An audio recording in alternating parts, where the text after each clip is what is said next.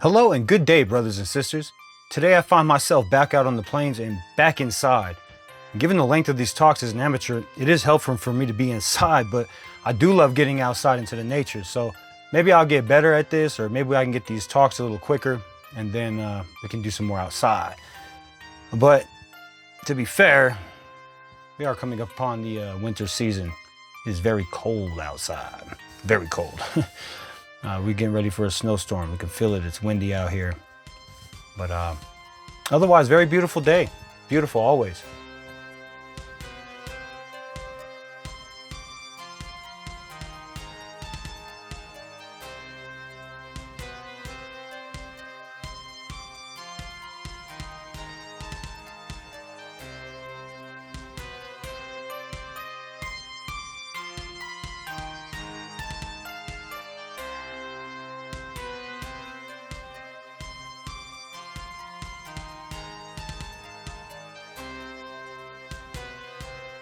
I do appreciate your patience and your interest, and you're willing to listen and learn and critically think. Anyways, for today's talk, I want to talk about, ism in the form of religion and science. Now, first, I do want to say the topics I'll be discussing here will cover a wide range, and this talk isn't meant to sell, convince, or change the minds of anyone otherwise. Any of my talks, really. It is a talk that I'm holding, specifically this one, to find like minds and express more of myself, through truth and facts. Everything I'm going to talk about in this talk is a fact as far as I can tell, unless, I make it clear otherwise. Now, I'm not here to convince anyone or sell anything. I'm simply here sharing the truth for those who are already looking to overstand or already understand, or are looking for others like them, and or, those who are just curious or simply just want to challenge their thinking. So, for me, I have been called to build a community, and the truth by which it is built on has been given to me throughout my life and entirely through the Spirit, some of which will be reflected in this talk today. So in this talk, the goal isn't to change the minds or debate the truth. I simply just want to share it, as it was handed to me. Now, if there is something you don't understand or wish to converse about, please feel free to email me or leave a comment down below. I'll do my best to respond as promptly as possible. So, for today's talk, it doesn't consist of the typical presentation of falsehoods and inconsistencies coming out of the church. To be fair, many people simply just misunderstand the truth of things, but don't be fooled. There are many falsehoods that are coming, that are beyond a simple misunderstanding and within the church, any church. And all it really takes is a good look with the Spirit to see the truth of things. And sure, for some, it can be very difficult, especially since the church utilizes the truth within the ism. I would say it would be helpful to know that ism is the lower self manifest in social systems in an attempt to organize and regulate the wild truth, and it has never been an acceptable vehicle for the truth of all things. Now, these isms are ideas for control over the natural manifest as abstract systems. If you don't understand that, then please sit with the Spirit intently, and then I would recommend all my talks on ism, specifically the ones titled Ism, also, Anarchy, Not Anarchism, as well as any other self-education you can accomplish, so not just to take my word for it, experience is the best teacher. So in this talk, along with the others on this channel concerning ism, it should help you to understand ism a little better and how it affects us. Now, I strongly recommend them before this talk. Now, for this talk today, like I said, we won't be focusing on the falsehoods of the church, because by doing so, it would only create further division from the truth. The church was founded on the truth, but because it is infected with ism, it cannot be the truth. Instead, in this talk, I want to identify ism and its symptoms by briefly diverting our point of view away from the falsehoods and taking our energy and attention from those lower vibrating thoughts, which can only duplicate more lower frequency thinking, and instead put this energy to finding and viewing the truth that isn't being recognized, the truth that is being overlooked because of the falsehoods that stem from ism, which is covering and hiding the truth from the world. And it's even hidden from the followers in those groups. So let us instead identify the truth that gets buried, because ism does such a fantastic job at being ism. It really is a double-edged sword. So you see, there is a truth shared by everyone alike, religion or not. The very foundational truth that has resulted in our very existence, that everything, all of reality, came from nothing, nothingness. mankind has discovered universally understood scientific truths that describe how this play out, and still we know there's so much of it that hasn't been discovered or even understood yet. Now, starting with the three earliest literary writings that we have in recorded history, which also happen to be the earliest writings of scientific and spiritual text, comes in the ancient form of cuneiform, which they say dates back as early as roughly 5,000 years ago, and we're offering an understanding of our reality through a personified account of the cosmic and natural forces taking place in our reality. Now, we have the Epic of Gilgamesh, the Kesh Temple Hymn, and the more philosophical and scientific piece, the Instructions of Shuruppak. Now, these particular writings were not documented with the intention to formulate some religion, but these texts certainly have spawned many religions. And despite that, they go hand in hand with its more scientific neighbors from the Indus Valley, the Vedic Sanskrit text, which also has inadvertently influenced the birth of modern religions and sciences. Now, according to researchers, people in Mesopotamia studied the Vedic Sanskrit text to understand the Indian subcontinent better.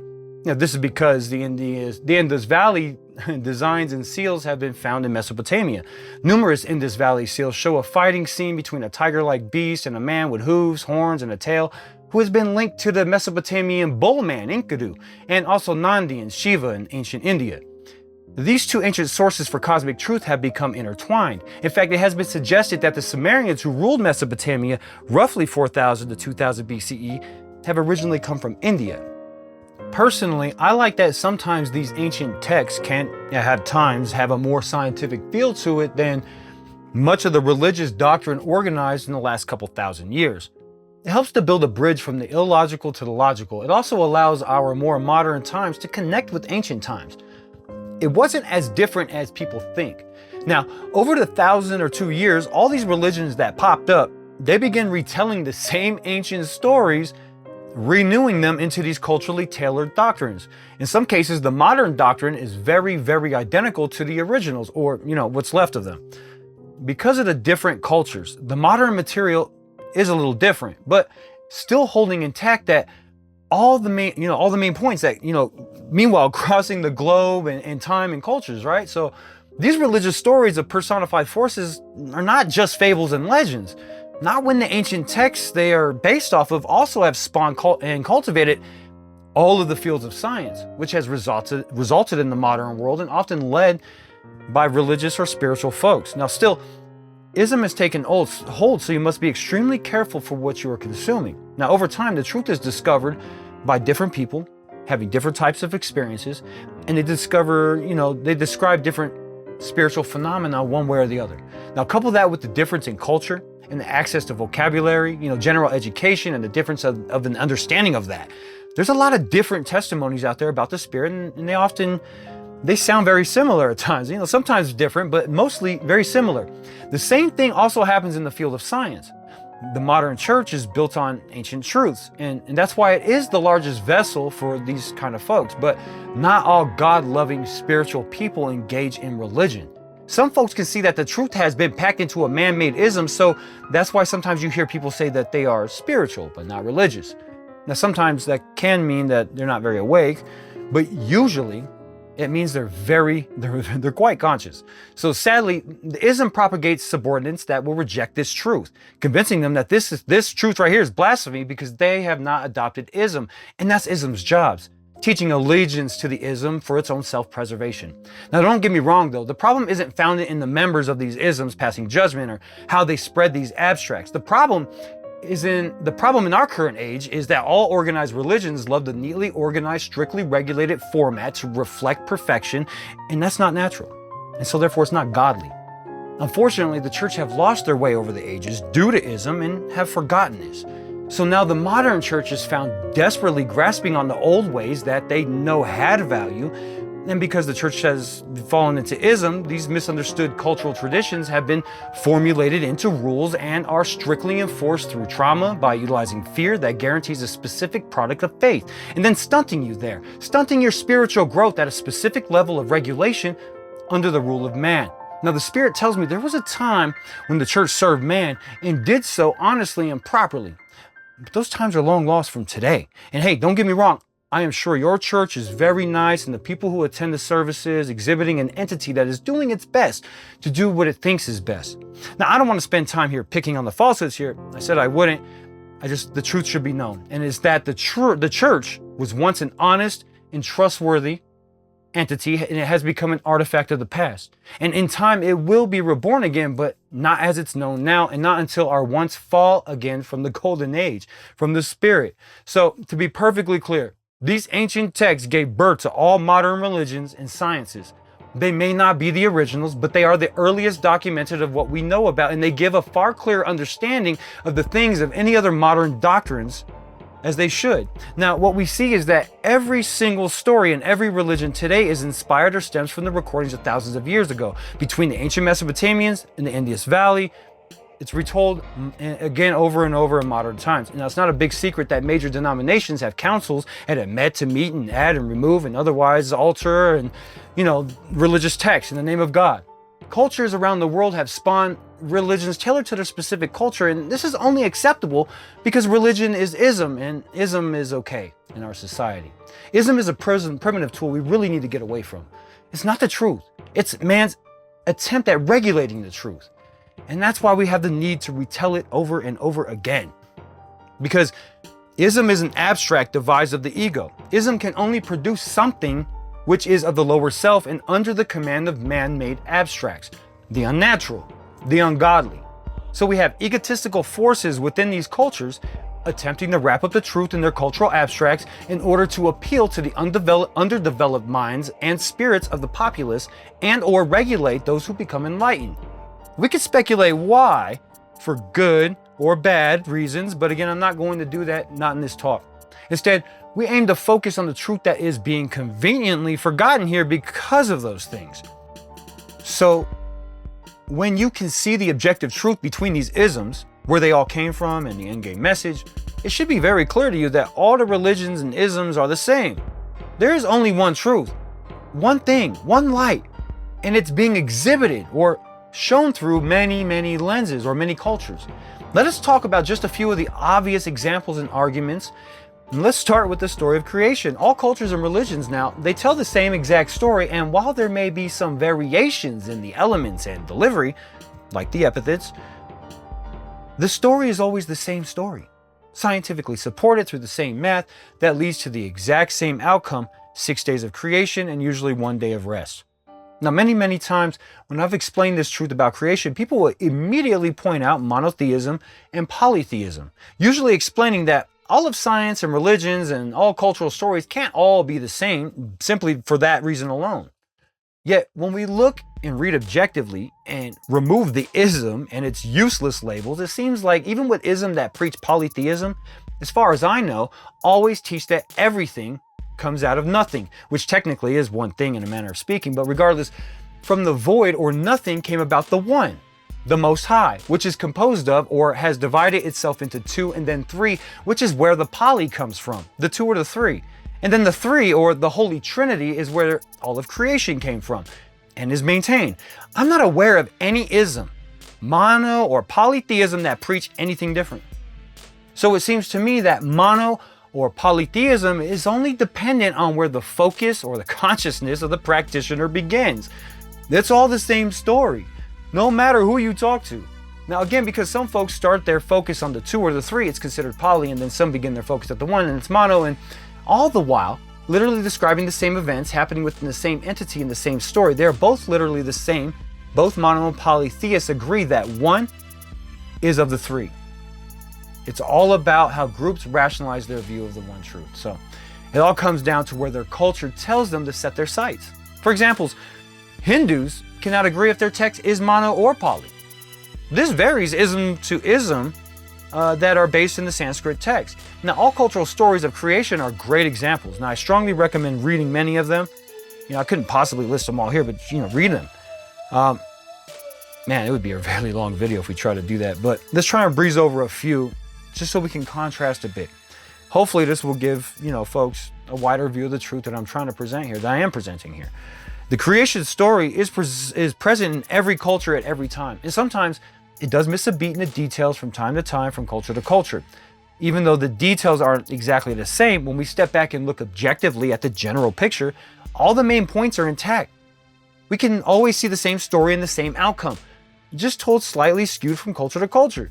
Now, most of these stories begin with chaos, or a primordial sea, from which a divine creator proceeds to create the universe and or world. Then, of course, an antagonist or opponent arises, which results in a battle between good and evil, or organization and chaos.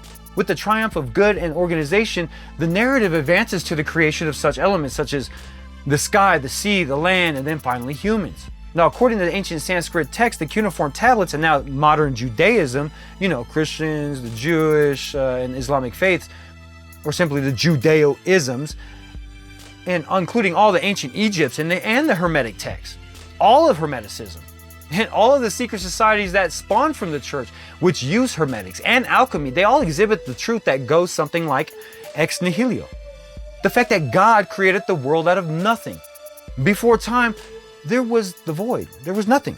The oldest form of math and science, which is dated to be at least 4,000 to 5,000 years old, or probably much older, is what we now call sacred geometry. It was a form of math that expressed truths that went as deep as the awareness of the user. It was while looking at the basic shapes through the use of our logical, emotional, and spiritual eyes, where we get this ancient sacred geometric math and story for all of creation, all of which ends up becoming the modern sciences of today.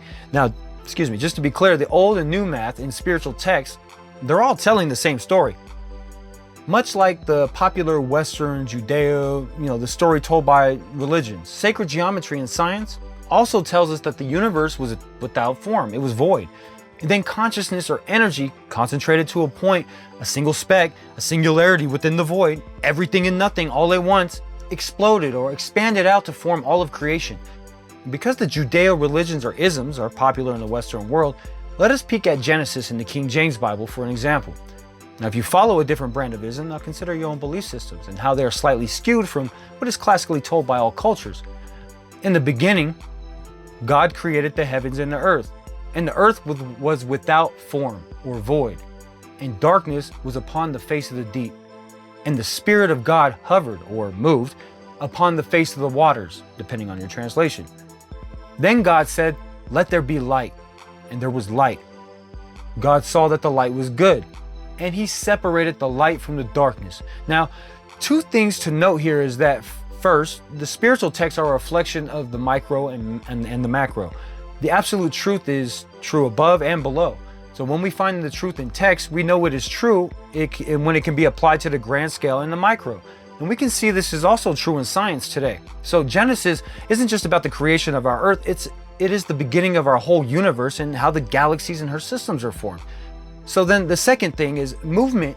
It happened before there was light. Now movements are impossible inside a void without a point of relation. This reflects the deep quote, "I think, therefore I am." So when the Most High God became conscious or self-aware, this created a point in the void from which God could move from and to the boundaries of its own consciousness and expand its awareness. In essence, this is spiritual energy. The movement is done through what modern physics and ancient text tells us is resonant frequency. This resonance at a much higher cosmic spiritual level can only be touched through subharmonics, which is us humans experiencing through our biological faculties. So, our senses. One of the most powerful influences humans have understood is through sound frequency. And concerning creation, it is originally understood as the sound AUM, the sound of creation. So basically, coming back, God creates the void, the canvas, the fabric of all things. God's consciousness or concentrated frequency, his energy, his spiritual energy, it becomes into existence for whatever reason, for however long. We can only speculate, really. Perhaps he places the frequency of his being into the void which he made. The spirit or resonance or radiation of the super concentrated consciousness we all call God, it moves across the face of the waters or the fabric of the void. When it reaches the boundaries of its own consciousness and awareness, it continues to expand. Spirit is feminine, and a quality of that is the production of more life. So because feminine movement is round or circular, it continues its movement in a circular movement to create the Vesica Pisces, giving the illusion that one has become two or one is of two, depending on your point of view.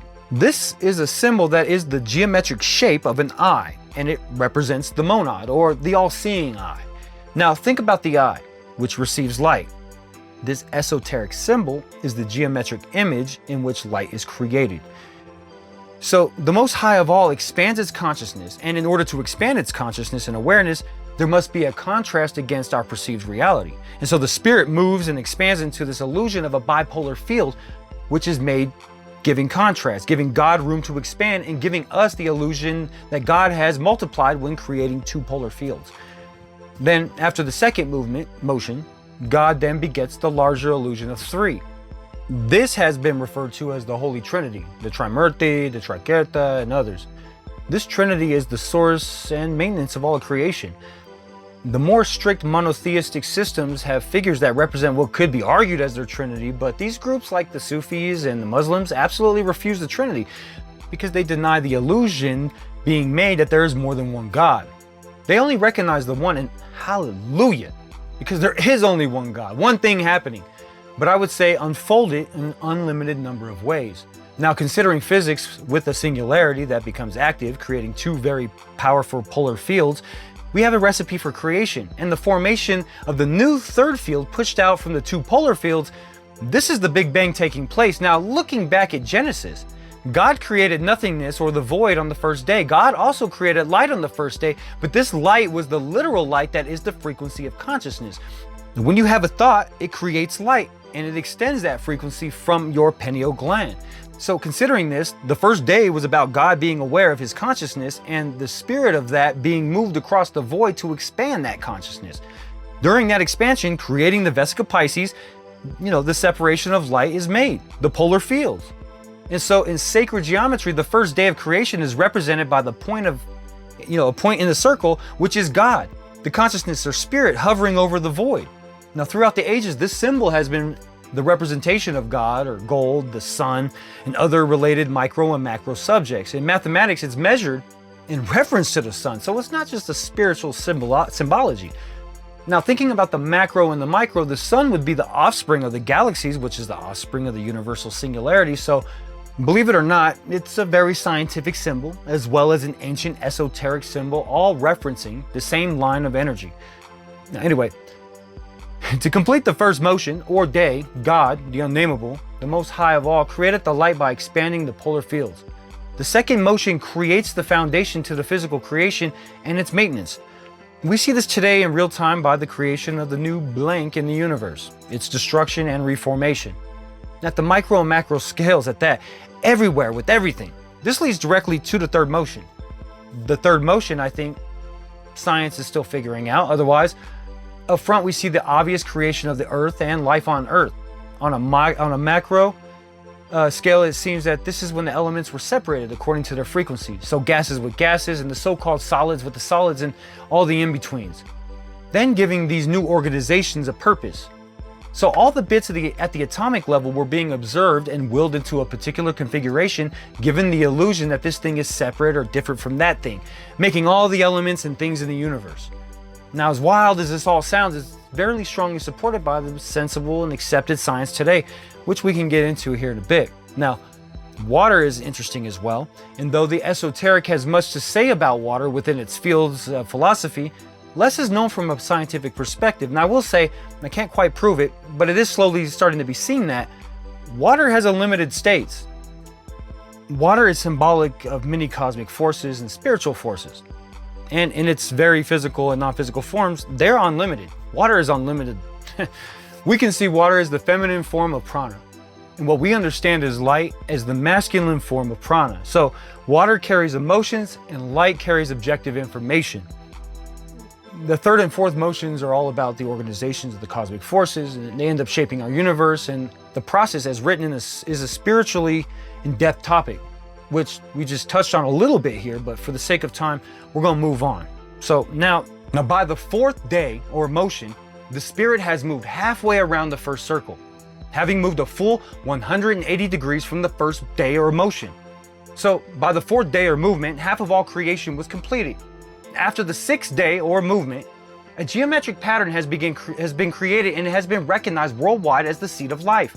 Now by this point, all the universe can be explained.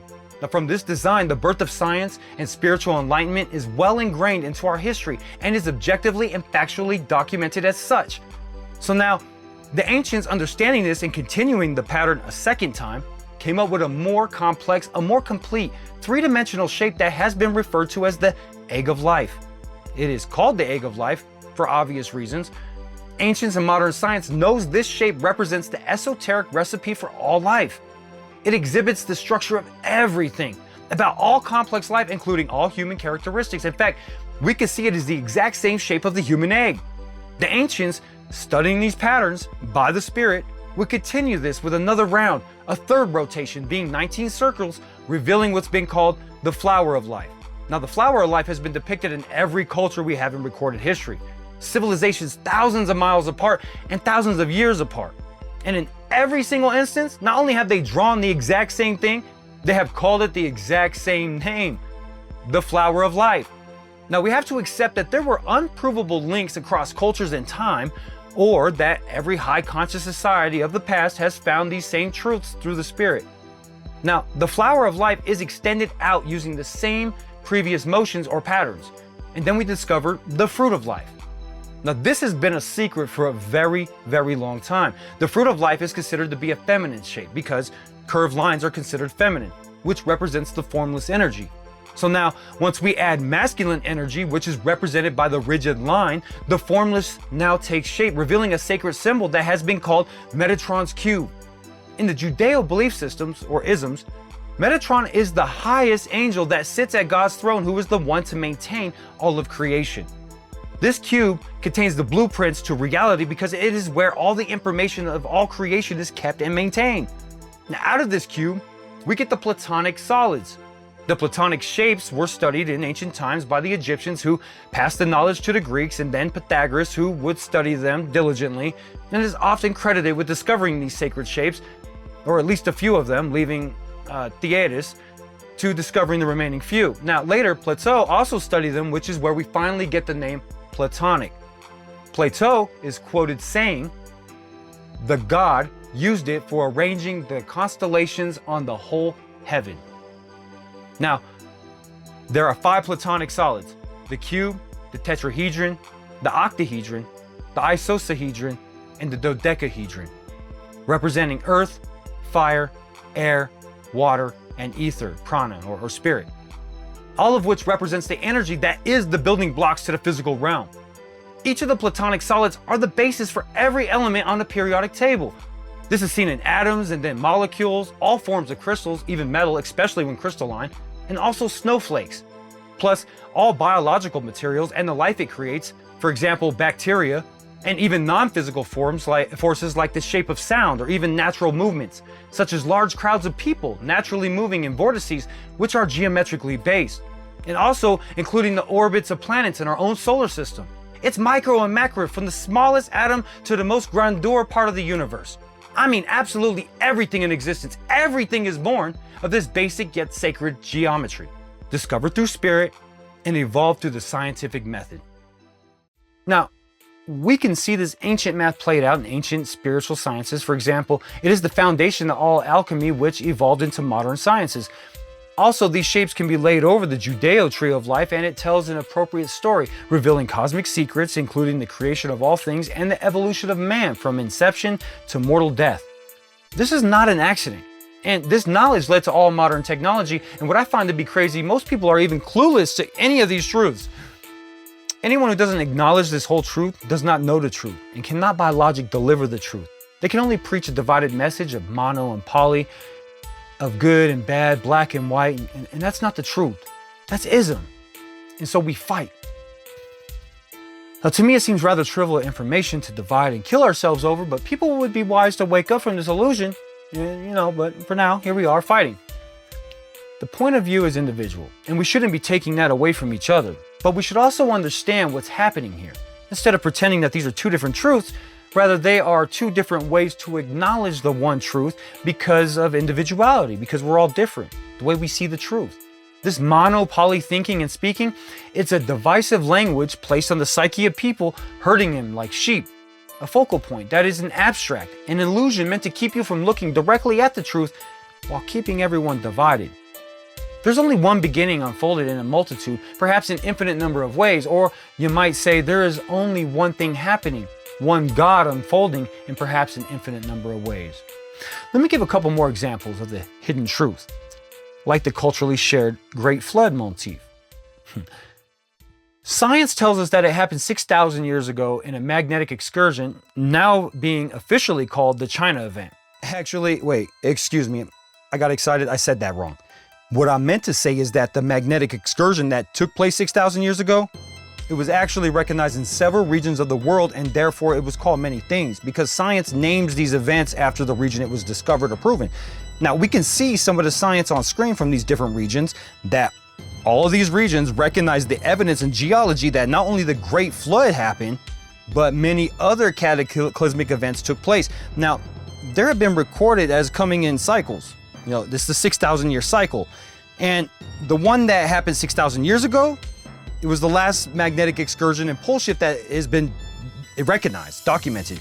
And it would include the Great Flood, even though it doesn't have an official name, it has many names, the China event, and well, you could see all these on screen. So if you study this chart or these events directly, you'll notice there on the chart, the documented time frame for these events do vary from paper to paper, region to region, scientist to scientist, and of course, technique of dating.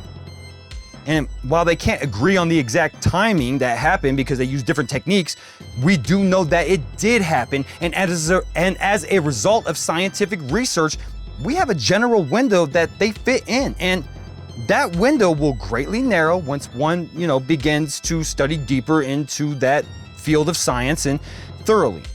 Not by just some glimpse or some piece of information out of context or, these are other people's ideas about it. So you really got to get the whole picture. Now, by popular consensus, the window that this event took place settles between 5,000 and 7,000 years in provable science. Now, scripture and esoteric texts, well, they tell us it happened roughly 6,000 years ago. Then over 6,000 years, of course, there's the fact that many cultures have spawned over 200 stories about the Great Flood. And if we overlap these stories with each other and science, all the major points will prevail, but the minor details, of course, are blurred and being very subjective. And so we fight and kill each other because our subtle differences in storytelling, I guess. My story is better than yours, right? It's more accurate. Or even worse, folks end up denying certain truths or events that took place simply because they were documented as an ancient spiritual text and people are fighting about it. And the churches and practitioners are so extreme while pushing this mismatched elements because of the difference in culture, the general global story just becomes skewed. So to non-believers, it must be incorrect. It can't be scientifically accurate. Not if everyone's fighting and there's all this craziness. Yet in reality, the Great Flood story is a story told many times because it was an actual event witnessed by every culture globally. The fact it was an actual event should bring all our stories together as one, uniting our cultures. But here we are. One of our earliest records of it being told is in the Satapatha Brahmana and the Puranas. In the story of the Mantavada Satya, where the Vishnu gives warning to Manu of the impending flood and advises that he build a giant boat. Or ages later, for those who are familiar with the Greek story of Deucalion and Pyrrha, where Prometheus helped his son and his wife survive the flood by building a giant vessel of some sorts, described as either a boat or a chest or something crazy. A vessel. Or how about the more modern Cheyenne Native American flood stories about how the Great Spirit floods the world to get rid of the wicked? And hey, let us not forget about the more popular versions of the flood deluge of Noah and the Ark. Or how about the many Mesoamerican flood stories? And again, the oldest literature documented that we have is discovered in the Mesopotamian flood story, the story of Gilgamesh with Unapushtim. Now, despite the many stories and the many similarities of all these stories, the many churches deny the similarities across all the isms and cultures concerning God and the historical events that took place. The churches claim them to all be different stories, when in fact they're all just different accounts of the same events. Insisting that they're all together completely different and that there's only one true ism is just utter nonsense. When we study these texts in the geological science, the logic and the facts become quite clear. And instead of asking, how are they the same? We should be asking, how are these cultural stories possibly different? These guys would all happily point to the same science to prove their church is the true church, and yet geologic science proves that as a fact, they're all the same. So why are religions being so hard-headed, doubling down on division, instead of doubling down on God and unity? And of course, the answer is ISM. The cuneiform tablets are considered historical documentations, not to be mistaken for religion or ism, which came after, and they recorded these accounts well, and they are proven by use of science and geology. In fact, in other ancient texts like the Gita's, there are many, many mantras which have recently been founded as scientific fact. So, another example, another big story told through hundreds of versions across the ages are the stories of the giants coming here to Earth to teach us about the sciences. And again, as early as the Vedic text to the recent modern Judeo churches, it's been told. And there's interesting bits of undeniable evidence of it even happening. And it's all the same. Science, religion, they all tell the same story. Another popular example, the cuneiform tablets also tell a story about a man becoming conscious for the first time, and his newly found logic and knowledge had been relative to a cosmic reset, pushing them from their land into a new land. It is more popularly known in the more modern take of the story of Adam and Eve in the book of Genesis, which was combined with the story of creation. Now, this is because the Hebrew culture had a need to modify these stories to suit their cultural isms or ideologies at the time. And this is true for many cultures who have told hundreds of stories concerning this one event. It's a very interesting one. In its oldest known documented version, it is a story that really reflects frequency and the spirit of which flows through us. In the original story, Enki, the god of wisdom, by use of his spirit or spiritual form Ea, fooled Adapa or Adam with false promises that he could be like God through knowledge by raising his consciousness. Now this is done through frequency, and so this is where we get the talking snake. In the more modern takes, because snakes always represent concentrated spiritual frequency or consciousness throughout the many cultures in time. And so as we ride the cycles of the cosmos, man grows or evolves, so to speak. And then this story, so this story is one about the many resets which elevated man into a higher form. And in this case, man had a choice to remain ignorant of his inner consciousness or his inner power, where the god Anu's child, his polar personification, promised to take care of him in his ignorance where he would remain happy. It was in the spirit of Enki, called Ea, that taught Adapa how to also raise his frequency, where Anu, the most high god who was father of Enki or Ea, promised Adapa eternal life if he left everything up to him, God, to refuse knowledge and remain naive, to be completely under the Most High's graces. But the spirit of Ea revealed to Adapa that he could choose this new knowledge, and under his own works, he could bring himself all the happiness that Most High God promised him. So Adapa chose to break free and take on the world himself. This is something that happens, all the time today in our modern world. And so clearly we haven't learned our lesson at times when we look to the world to solve our problems, turning from God. Being that true happiness can only be found through the higher spirit of God and not our lower polar ego selves. By removing the foundational truth to all existence, the Most High God, you remove life from yourself, and that all things, including life solutions, which can only be found in the Most High God inside yourself, in the spirit. So you remove all that. So this ancient story also exhibits the first time man elevated from animal into the early stages of man's true self. Now we can see within these stories, Adapa, Adam, and the many others out there, the unconsciousness man was, how unconscious he was lying with animals. And then he became conscious and then ashamed. It seems the story tells us of a man who would remain in an innocent form like an animal had he not chosen knowledge. Adapa made the choice to know what the gods know, and the exchange was a hefty price, because now man had assumed his own accountability, thus making us accountable to our own sins. We fell out of the graces of gods in this sense. God knew this would happen, and it seems most, if not all, cultures and religions understand that God knew man would fail, yet religion would have you believe you are being punished for the execution of God's perfect plan. Now consider this. God does not punish us because the Most High of all is not bipolar. And every other lesser form of God does sit from a place that does not condemn. Now, if he does not condemn, he does not forgive, because there's nothing to forgive you for without condemnation. That's what true, whole, unconditional love actually looks like. A love without a condition. Now, people seem confused, and the church perpetrates confusion by using the fears of the people against themselves. Now, fear is the lowest emotional vibration. It is toxic. It is destruction. It is not something anyone or anything would spread coming from the light. God and his servants are healers and lovers. Now, remember, struggle isn't punishment. That's your biased view of things, and it is yourself giving into the lower frequencies, which is usually the time that God takes our stripes and give us the opportunity to become better, not to punish us. The punishment for all our sins is death, and is done by our own action. Should we ignore or forfeit our duties and seek refuge in the flesh, you will surely die. Anyways, I'm not trying to get all preachy. I just want folks to see that these ancient stories and these modern stories are all about the same historical events.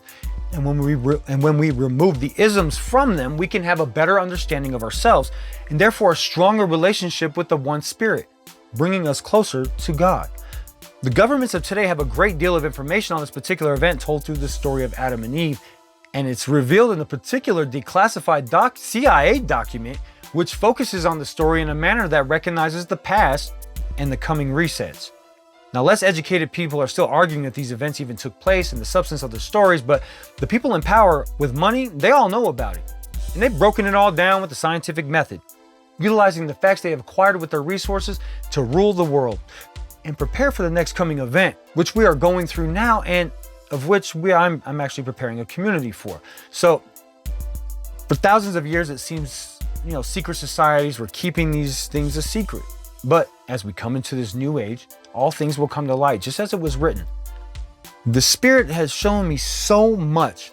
I could literally spend hours, if not days, exhibiting and discussing the specific material that has been dated, thousands of years old, and which reflects in many other scriptures, many other cultures, doctrines, and the sciences of today. The Vedas, the Gitas, the cuneiform tablets, the Tamil text, these ancient accounts are the earliest source to this information. And I'm only simply breezing over the topics here today. The video would be crazy long. But I would love, I would love to discuss these more in depth. If you're interested, you just leave a comment, shout out to me. So not only do all these religions generally share the same stories because they're founded on the same truth, they tend to reflect the same philosophies or instructions for living a happy and healthy life, which is filled with the Spirit as well. Now, the Bhagavad Gita, chapter 6, verse 30 states, "For those who see me everywhere and see all things in me, I am never lost, nor are they ever lost to me." Now, in contrast to the Bible, for example, John 17:21 states that all of them may be one, as you, Father, are in me and I am in you. May they also be in us, so that the world may believe that you sent me. And similarly, John 6:5-6, "Whoever eats my flesh and drinks my blood remains in me, and I in him." And also Matthew 18:20, "For where 2 or 3 gather together in my name, there am I with them." These biblical verses align with the Gitas here in that they both deliver the truth that God is in everything. And if you can see that he is in everything, including us humans, then your life will be blessed greatly. Now, when concerning the Holy Spirit, there are thousands of verses, books, and so forth describing this entity. I like what the Bible says in John 14:6. "The only way to the Father is through me.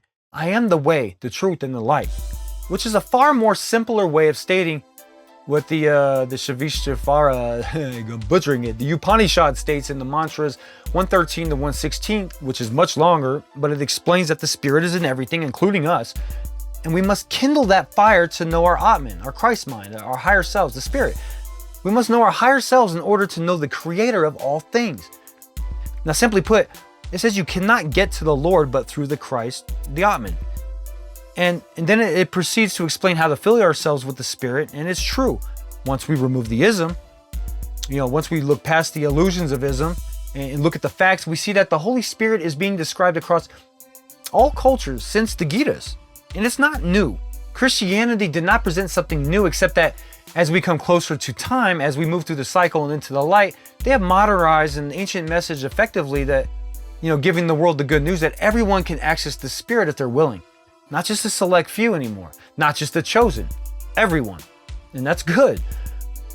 Going a step further, thinking about the science of reality and that, everything is vibration and frequency and words are frequency, epithets are equated to spells. And by invoking certain powerful frequencies, well, perhaps, epithets and names deserve their own talk, but, there's a lot to talk about from a spiritual and scientific perspective there about names and frequencies. But even looking into modern science, it's pretty clear that spoken word is pretty powerful. Jesus is actually a pretty complicated epithet. It is an epithet that means something. And when we live our lives in a way to reflect that something, we receive countless blessings. Blessings that are sensible and forward enough to be proven in countless journals in science. And beyond the countless journals, and the etymology of such an epithet has expressed a powerful message along the way. One that ties every culture that has ever described the higher mind together as one. In the Rig Veda, there are many mantras that are so synonymous to so many beliefs, including, believe it or not, the Druid belief systems, is generally speaking anyway, from old school to modern pagans and modern Christians, everything in between. For example, the Rig Veda in 1:23:23 states, "I have this day entered into the waters. We have mingled with their essence, Agni, abiding in the waters, approach and fill me thus, bathed with vigor.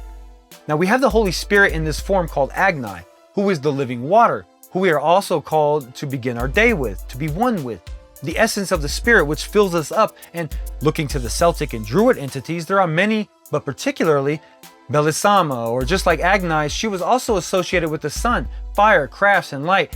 She is also known as the Bright One, the most shining. She is the goddess of the living waters. And then we have the Bible in John 7:37-38. It says, "Jesus stood and said in a loud voice, 'Let anyone who is thirsty come to me and drink. Whoever believes in me,' as scripture says, 'rivers of living water will flow from within them.'" Now, there's a lot to talk about there. But what we are acknowledging specifically is that there are two different cultures that have provided a truth about the same exact divine entity. It is the same truth provided through different cultural lens. Rig Veda 169:1 says, "White shining Agni, like the sun, the extinguisher of the dawn, is the illuminator of all, and fills united heaven and earth with light, like the luster of the radiant sun. Thou, as soon as manifested, has pervaded all the world with devout acts, being both the Father and Son of gods." Now, not only can we hear a Christian's message here in the Rig Veda, but even older pagan messages, perhaps even a Druid message for sure. I can see some Druid parallel. Now, just a difference in epithets and delivery, but for those who are familiar, when compared to the biblical scriptures, time and time again, this is similar to how the Quran and the Bible describes God and Christ as the light that brings life and salvation. So all these epithets and descriptions clearly describe a similar character, all having the same place in the universe, all interacting the same way with man. And we really can't go through them all here without reading many holy books and taking up a lot of time. So we're going to avoid that. But for those who know, definitely know. And if you don't, then I encourage you to pick up some scriptures from all times and cultures and read it. Read it with the Spirit present always. Now, the Quran speaks to the man Isa, or as others know him as Jesus. This is something we're talking about, and it does open a wide avenue of things to consider, especially that it proves the point we can have the same character, the exact same entity or man, and have two different cultures, have a completely different name for that character, that man, that thing. And in this particular case, that's a fact. That's not our opinion. Now, this sort of thing does happen. So, try not to divert from the topic here. We've got to move along, but I would be happy to revisit this if this is something folks are interested in, epithets and Jesus and such. There are many, but let me share one more clear description of the Holy Spirit in the Vedas. The Rig Veda 171, it says, "We solicit abundant food, Agni, who is to be approached by meditation, and shines with pure light, pervades all holy rites, knowing well the acts are addressed to the deities and those which regulate the birth of the human race."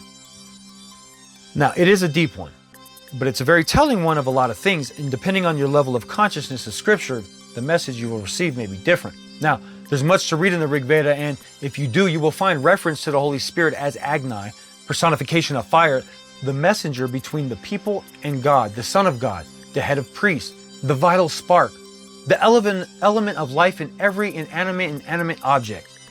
Now, there are those who come along who are greatly aligned with the Spirit. So perhaps this is where we get the avatars like Buddha, Jesus, the man, or Isa. So these individuals, an exception to Isa and the Jesus part, as they are unlike the other examples, they took place at the exact same time. These formulations or frequencies of the Spirit is not and cannot be the same as one another, but are of the same. Regardless, it is acknowledged and talked about across all cultures. Even the entity Jesus was known to the Hindus. Recently in a 1966 lecture that took place where and I won't butcher these so many times over, Swami Prahuta Pada said, Lord Buddha, Jesus Christ, they are counted as avatars. They are also incarnations of the powerful. In this way, the Supreme Lord manifests all over the universe. This took place at a lecture in New York. And then Paramahansa Yogananda teaches that Christ consciousness is the sun or reflection of God. His calm presence in creation is everywhere. Yogananda explained that the Christ consciousness is the spiritual essence hidden at the core of each individual. In fact, at the core of every atom of creation.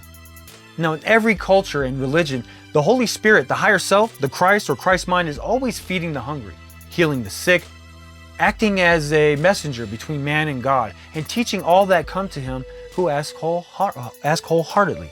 Now, in every culture, every religion, there is a similar aligned story. Before the story of Jesus told by Christians. So that's right. Before the Christian story of Christ, there were 16 at least similar beings who were Messiah-like saviors, who were crucified on the cross or a tree and placed in a tomb for 3 days before they ascended into heaven. Some of these figures had miraculous virgin's birth and were sons of the supreme gods. They had stars pointed to their birthplaces. They were visited by shepherds and magi as infants. They fled death as children, exhibited traits of divinity in childhood. They spent time in the desert, traveled as they taught. They had disciples, performed miracles. They were persecuted and descended into hell after death. The Vedas describe the Spirit countless times in ways that no one can disagree, an exception for the titles and the names. The character of his message, however, is always fully intact. So, the few comparisons I just shared here are merely a few examples of countless instances where the same message is being shared. And if you do the reading, you'll find that even though religions fight over the details, they have all the same message and the same goals, preaching the same doctrine. What differs is the understanding of and application. Now, folks lose themselves in the ism of things. The only reason there's any kind of division or the illusion of division is because of ism, the lower self, manifests as the unified spirit, the devil, or the so-called Satan or Satan, brought about through knowledge or the concentrated radiant frequency or deity known as Lucifer. And so it seems the big message from Scripture is that being enlightened and conscious or awake, you take accountability for you and your creations, and that's bad if you're weak. To be present and conscious in a life, to be accountable, is to utilize certain knowledge to accomplish these great feats.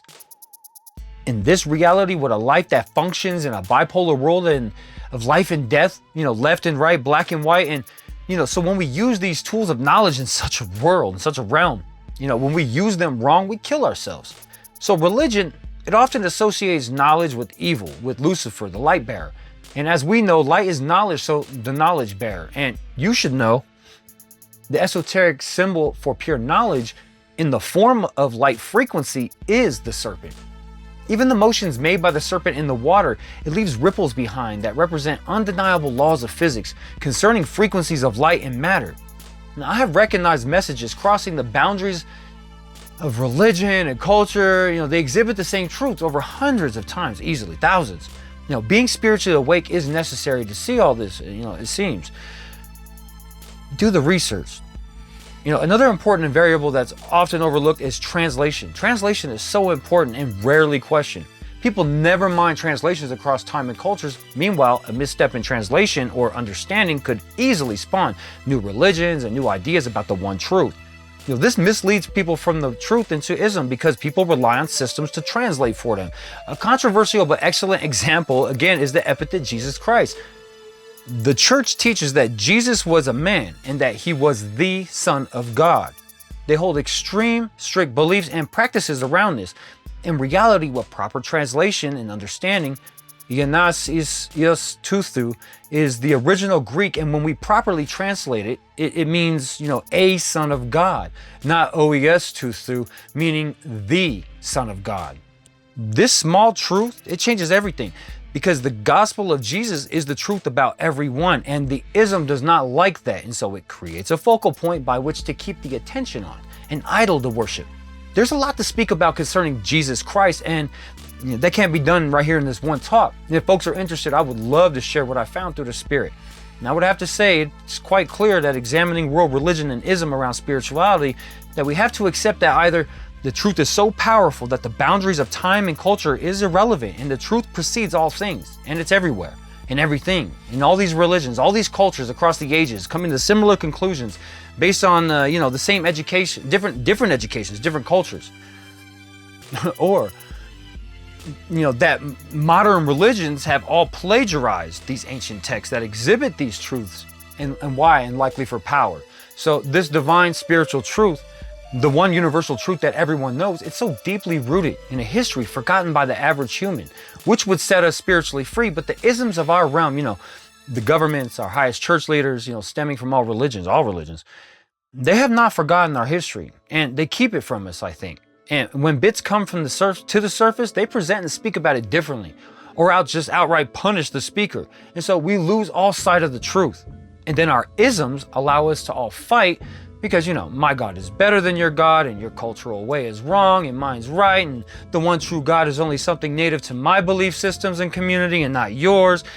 Reality, it's a spiritual truth that we can all feel at our core if we're quiet enough to listen. It's a spiritual truth that everyone knows, that is so profound and so heavy that most people would rather indulge in the immediate desires for fleeting pleasures and pretend like the truth doesn't exist. A truth so powerful, so deeply woven into our being, it connects us all. And it does not care what your beliefs are, because it is an energy that breathes life into the cosmos, into us, and into every living organism. This is a truth that crosses all cultures, time, and language. To recognize this truth is to recognize the divine within and all around us. To summarize, in other words, while every religion is different because of the ism, the truth by which religions are built are completely the same. And all the arguments against this truth are only as strong as one's consciousness and one with the Spirit. So good luck. One may not see the truth because of their consciousness is bound or small, or they will not allow it. Scripture relates to the micro and the macro universes, and it is evergreen, because the truth is the truth, and that will never change. Some people tend to have a difference in their understanding of Scripture based on their level of spiritual consciousness. And so that's also why when you go back and reread old scriptures, the meaning can expand because your understanding expands, or sometimes can mean something new to you altogether. And that's what I'm insisting, is that the spiritual isms are founded on the same truth, and this includes science, and therefore we ought to expand our consciousness to include the rationales of science, in fact, into the realm of the spiritual thinking. And really, that covers the main point I wish to convey here. Aside of the difference in culture or the dogmatic practices and display, there's no foundational difference between what is taught across the many scriptures and from what is recorded and taught through science. There is an illusion, a divider, for sure, and it has tricked all of man, perverting the truth and pushing for our servitude and destruction under the ism. The divider has created atheists, has blinded all of man to the fact that there's only one truth by which all religions stem from, and actual real objective science observe this one truth through the many lenses, similar to how churches do. This is what ism does, though. It regulates the truth, thus perverting it into a man-made system bound by man bound by man. The difference between living with ism and living naturally or harmonically are night and day. When a person is accountable and accepts certain undeniable truths and commits to a living that is harmonic with those natural truths and his calling to those truths, the fruits of the relationships are a healthy and free culture that produce a healthy environment for community, and thus healthy and happy humans who are free to thrive in their day-to-day goings. On the other hand, when a person is instructed and regulated to understand and practice the truth in a specific manner that only suits the nature of the abstract, and she or he will be subject to enforcement that will remove the identity the individual identity, shaming them for their individuality. So they will act in a manner that produces support for the system, that regulates them, so the system can be as healthy as possible. And whether or not support is given to the supporters from the machine system, it'll vary from ism to ism, but always results in a loss of identity. And so a general lesser quality experience when compared to those who do not engage with ism to regulate or enforce aspects of their life. The ism is a perversion of the truth. It is like how labs attempt to recreate nature in pharmaceuticals, and the result is an invasion of your natural biological functions that tend to result in more disease that require other pharmaceuticals. Likewise, the church does something similar. The church creates ism from the truth, masked as culture. It's poisonous, and it separates us from the truth. The truth is the truth, and the truth can always be found and will always be known internally. But externally, the truth is hidden under several layers of illusion, gatekeepers, and it can never be found, only perversions of it. This is why it is imperative to know thyself, to look inward for the spirit, for the truth. Now, I said I wouldn't beat up on the churches, so I'll leave it at that, but to be fair, science is far from perfect, and while it is based in facts, it requires faith from those who are less educated than the scientists themselves. So join me. I'm going to do a second part of this talks where we address how science and spirituality are telling us the same truth and how they're two sides of the same coin. And if we can understand this, maybe we can cut down on ism practice. Now, if you made it this far, I thank you for your time. And again, please join me for the second half. Right now, I'm going to take a quick break and leave a definite intermission here in the video right here before we carry on with this last bit and then wrap up this whole point. It is very important to me and hopefully to you. Thank you for listening, and I'll see you in a bit.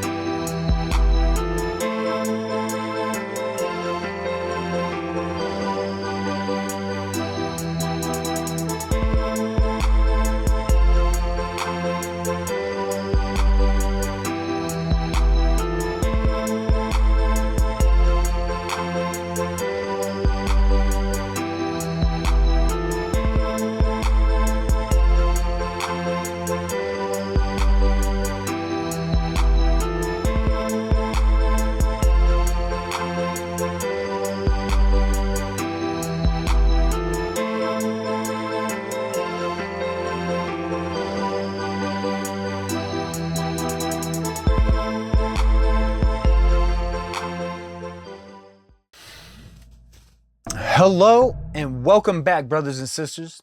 Thank you for joining me on the second half of this talk of science and religion and ism. Now, if you didn't catch any of my other talks on ism, I strongly recommend you check them out. This way, we can have a better understanding of the authoritative forces in this world.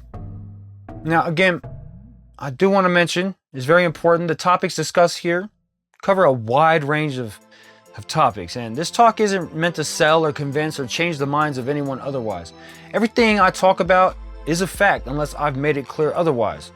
I've double-checked everything I'm saying. I'm clear, we're clear, I'm with the spirit, we got the science. And I simply just want to share this truth for those who already understand, and for those who are looking for others like them maybe, or those who are just called, curious, or simply just want to challenge your thinking. Maybe you don't agree. That's fine. Welcome. Now, I have been called to build a community, and the truths by which it is built on has been given to me throughout my life, the entirety, completely through the Spirit. So in this talk, I don't wish to change minds or debate the truth. I just want to share my experiences and the truths that I've found as I've received them. So if there's something you don't understand or something you wish to converse about, please feel free to email me or just leave a comment down below. Now, in this first half, we focus on removing ism in order to see that all belief systems are all preaching the same truths within its own cultures, within its own cultural formats. Now, the modern practice of science is very similar force to what we just talked about in modern religions, and it has been because it's infected by ism, and it's greatly inflicted, just like, the religions. So some of the symptoms of science being infected with ism are things like this idea or illusion that science already understands the nature of reality, but we just need to fill in some of the details. This kind of ideology is dangerous because it insists that science has somehow become flawless and that only modern science can be a vessel for the truth because all else will fall short of it in standard. This is the kind of science that becomes a belief system as opposed to a method of inquiry. Science infected with ism cannot be honest if it becomes an industry, because in industry, it is inevitable that it will constrict, regulate, approve, deny free inquiry and the fruits of the free inquiry. This creates an environment that requires faith and a regulatory hierarchy. Methods of inquiry should not have a need for a hierarchy of authority that regulates or decides, what should be studied and how it should be practiced. Regulation in a dogmatic form is basically worship, and so now many of the users of science have become followers of science, opening them up to the worship of science. See how that works? And so now they look to science for clarity, resolve, security, and understanding. They look for refuge in science. It's well known that corporations and governments and perhaps a few wealthy hands fund the official science, and if the corporate narratives aren't met, well, the funding gets pulled. So in this way, governments and corporations and a few of the wealthy act as gatekeepers of knowledge, allowing them to shape society and culture. And as we know, anything outside the official is attacked and removed, right? Canceled. Now, it seems that the spirit of the scientific industry over the last century has reflected a religion and one of materialism, and done so in support for the materials owned by these gatekeepers. Now, when man's ego stepped in and overpowered objectivity, the ism infected the scientific method and its users, taking control, and now we have a type of scientism, which in turn has spawned many dogmas. An example of this is, the willingness of many or most people to accept this anti-scientific idea that the science on a particular matter is settled, and that it is that, that's the very definition of dogma, a principle or a set of principles laid down by an authority as uncontroverted to be true. Another example of the dogmas coming out of scientism is the fact that there are people who attempt to claim science as the only primary source of human values, which strongly supports the belief that science disproves the idea that the universe and human life has meaning and purpose, and it has been brought about by, intelligence, providing that, life is coincidental, it's an accident brought about, by chance. Now, there are many other dogmas that scientism enforce, very dangerous dogmas. They allow man to treat the natural world as subservient, rejecting and disregarding spiritual phenomena of all sorts. It's a slippery slope of ignorance, and it allows ism to treat the natural as some kind of unconscious machine subject to man's will and desires, when in fact, it more appropriately it defines the character of abstracts and not even close to natural. These abstracts, these egos, they allow scientism to, by default, compare biological life to the machine, encouraging man to merge with the machine, spreading ism into natural areas of life and regulating them into mechanical systems like health and procreation. Scientism is encouraging and justifying the corporation and mechanized state of the natural world.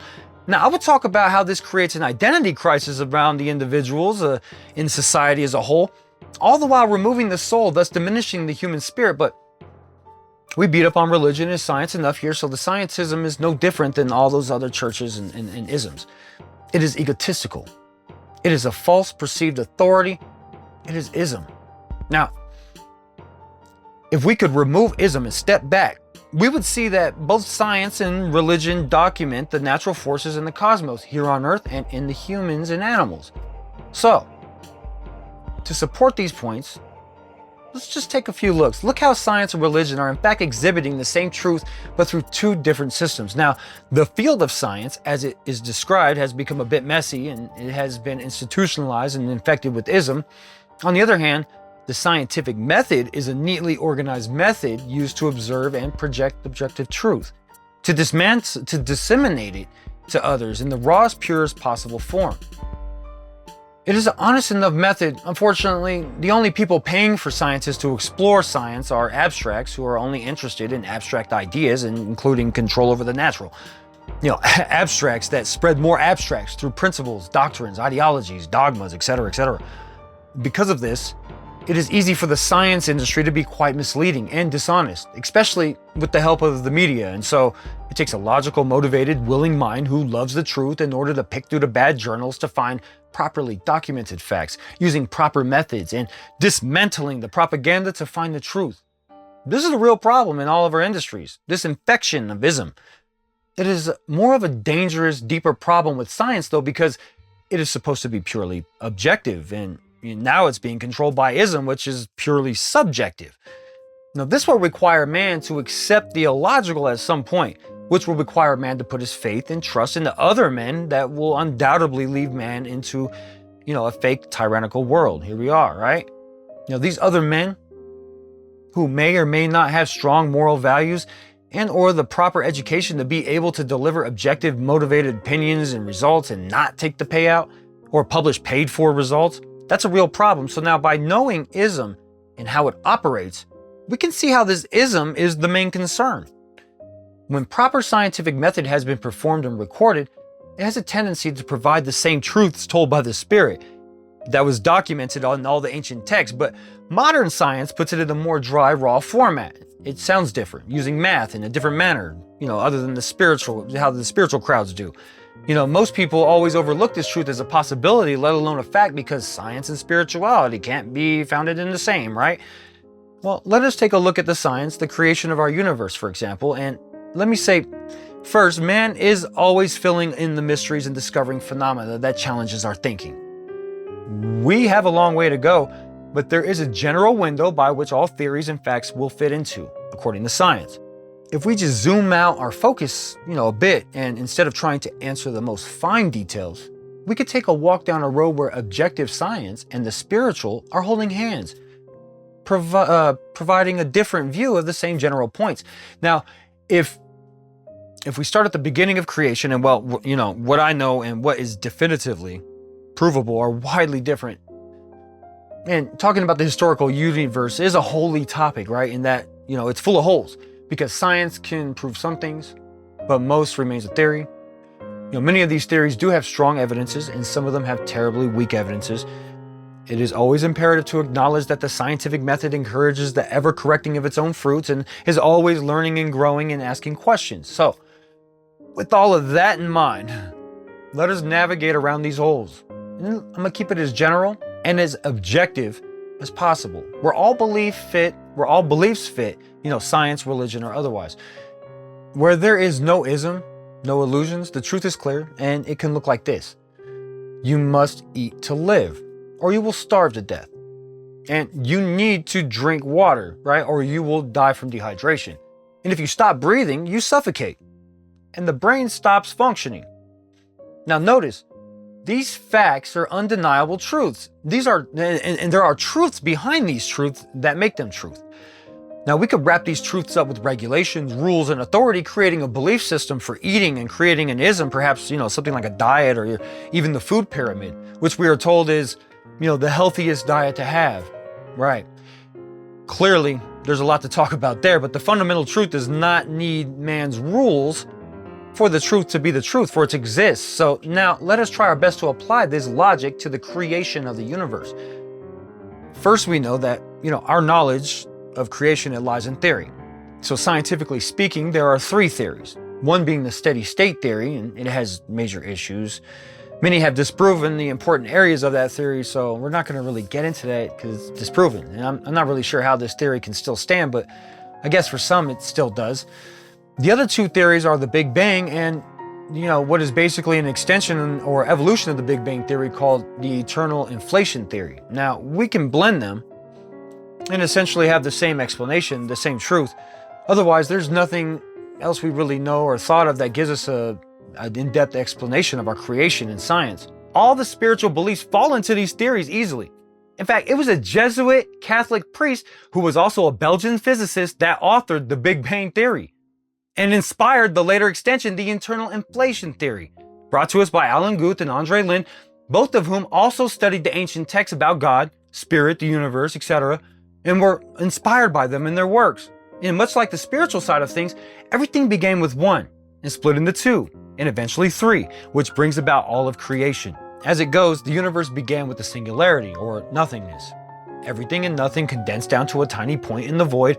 It exploded, separating into two, time and space.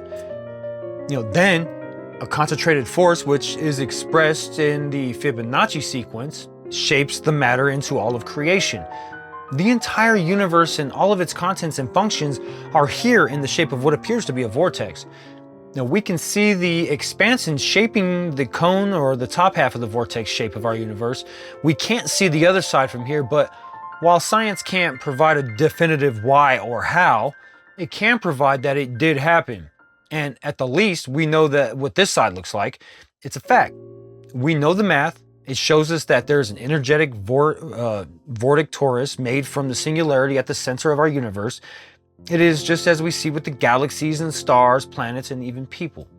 That subtle matter is spewing out, one end, and it arches up and around and back through the singularity on the other side, with all of creation with it. It's a torus, recycling matter and redistributing it over and over again. And all of creation is made in this image, down to the smallest particle in atoms. Another solid theory that could go in hand with the Big Bang and internal inflation theory now is string theory, which just can't be seen to be disproven or punched full of holes. It is widely accepted and supported theory, which it explains the micro and macro universe. So, now it's a fact. The Vedic seers, they documented this clearly, along with the charting of our cyclic ages. This vortex, it creates a type of shell, and, all of creation is inside of this shell.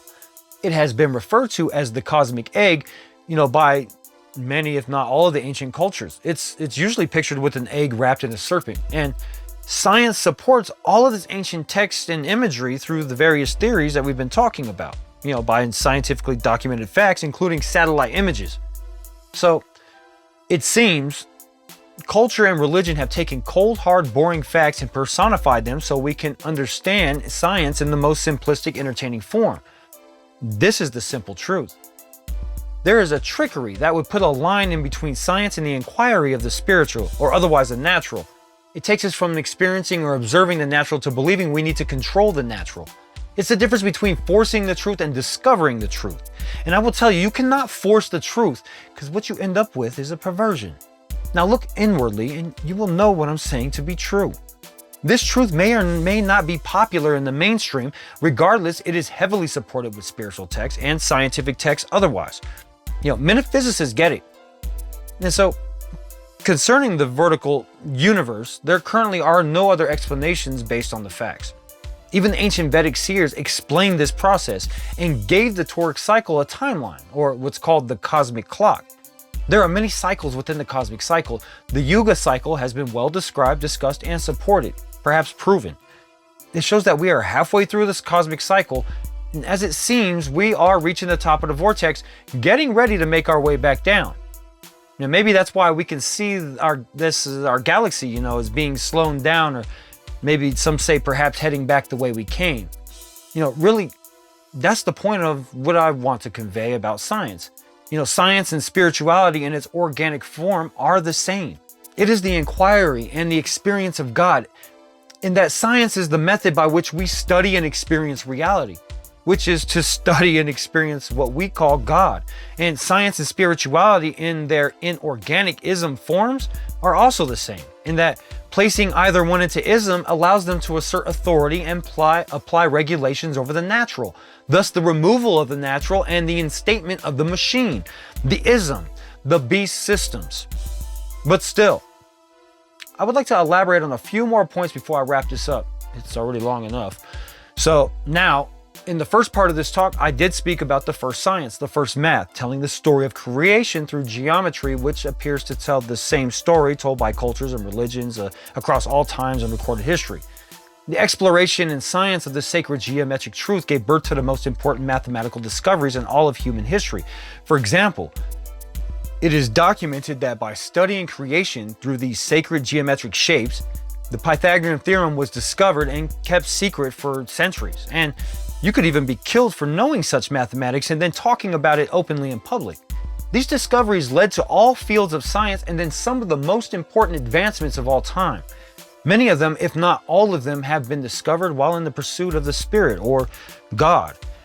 I would say that nearly all the world-changing experiments and discoveries were done and were inspired directly by holy men, although it's not something we hear about.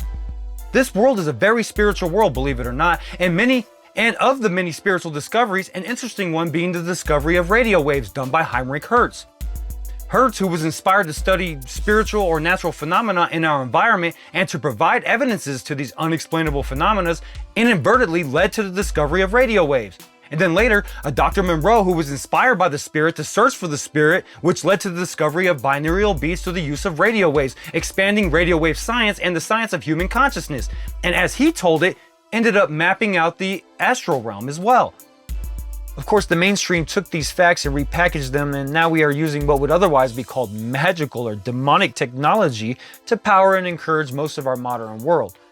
Seriously, the use of sacred math and geometric shapes alter reality by use of invisible forces. That's radio waves, and it has been described otherwise as devil worship, witchcraft, and sorcery by definition. Right? So, it's crazy, and really think about the context of these things. The use of radio waves, it really speaks to our magical and mystical forces of our realm, but for some reason we pretend that they aren't because, we understand them through, now through like a different logic and terms and words. Another consideration is that all electronics operate on diodes, or otherwise crystals. That's right, crystals. All of technology is developed around the living quartz crystal, which is what makes computer chips and all the electronic fruits all the way down the line, starting with the crystal radio. Mainstream society would have you labeled as a crazy person for using crystals or even acknowledging the power or application of crystals, or how they are actually conscious living things and how their power has shaped our very society. You're crazy, right? And yet, even the Air Force knows the value of particularly cut crystals and to generate different fields of energy that can be harnessed from those cuts. This is clearly expressed in an early training video that was recently declassified to the public, I think a few years back. Now, let's think about electricity. We are desensitized to the mystical nature of it, similar to the way we are desensitized to the astral realm and crystals, or as you most prefer like to call them, radio waves and diodes. And for some oxymoronic reason, believing these things are a fantasy and a fairy tale, but really what humans do, basically to harness lightning, so to speak, to generate energy out of the environment by the use of physics, pulling electricity out of the magnetic field or even radio waves now. To do this in the past, even the recent past, you would have been staked and burnt in Salem, right? And no, not of course every individual who's walking around waving a crystal wand knows what they're talking about or even masters of these truths. Likewise, not everyone who can drive a car can do their own maintenance or drive like Jeff Gordon. And not everyone who can shoot a basketball can make a basketball or even play like Mike, right? Michael Jordan. Or, to have a cell phone 100 years ago, it undeniably would have made you a witch or a warlock. Hell, a young woman apparently knowing math would have gotten her burnt at the stake. So you can see how these perspectives can change things, all these variables. We are engaging in a very spiritual, a very magical force, in a very spiritual, magical world, still today, right now. And even though we are sold on this idea that magic is just an illusion, it's created for entertainment, it's not something actually real, it's the stuff of stories or Hollywood, and yet it's a real process that takes place behind your view of things, and in your blindness, you call it an illusion. You call it a fairy tale. Your ego acts as if your understanding or lack thereof contributes to it being real or non-existent. So when natural phenomena takes place, or when properly used and explained with exact words of science, people have an understanding and their logic puts that into play, and then nobody has any issue with it. But it is the ism of science which removes the truth of the practice, which removes the spirit from the physical. So, ism makes you unbalanced and you become overly logical, thus allowing the understanding and then the use of sciences. And then unfortunately, from our spiritual blindness, from our overly logic, we need to find refuge in the sciences. We need to find solitude, safety, and all life's answers to all life's problems in the idea that science is the ultimate truth of all things. Scientism teaches you what to think, and it teaches you that to be educated is to remove the ignorant ideas of fantasy and magic, is to be free. Playing a game, pretending we're moving from fantasy to reality. And that's being educated. Ignoring reality. But really, we're falling into a trap of ism, encouraging that you now worship the knowledge and the fruits of that knowledge. Because knowledge is somehow factual and based in the realm of logic, and we should be very logical. And because of this, there's nothing wrong with creating devices with the bounds of our technology, which is developed in a very poisonous, destructive manner. Because creature comforts are logical and spirituality is illogical and fantasy. But really, when we begin to manipulate the natural with our ego, this is what was classically defined as evil practice of witchcraft, sorcery, and devil worship.